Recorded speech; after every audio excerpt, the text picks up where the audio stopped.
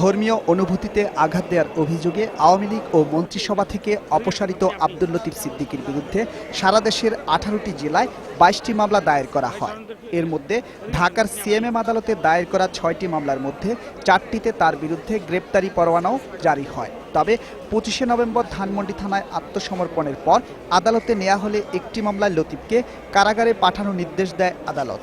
এই মামলায় অভিযোগ গঠনের শুনানির জন্য 7ই ডিসেম্বর দিন ধার্য করা হয়।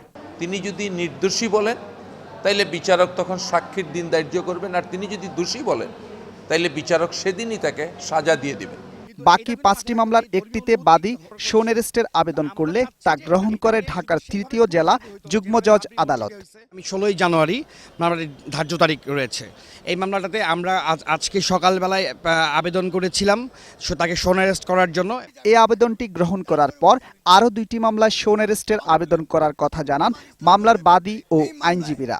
শোন অ্যারেস্ট দেখার জন্য একটা প্রেয়ার দিব আইনগতভাবে, যেহেতু উনি আমার মামলায় উনি আত্মসমর্পণও করেন নাই, উনি কোনো পিটিশনও দেন নাই। এছাড়া সিএমএম আদালতের আরও 2টি মামলায় সমন জারি থাকায় নির্দিষ্ট সময়ে আদালতে হাজির না হলে সেগুলোতেও তাকে গ্রেপ্তার দেখানো হতে পারে বলে মনে করেন আইনজীবীরা।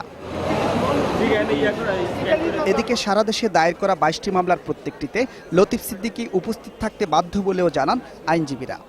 প্রত্যেকটা কোর্টের মামলায় ওনাকে উপস্থিত থাকতে হবে। রাকিব হাসান, 21 টেলিভিশন, ঢাকা।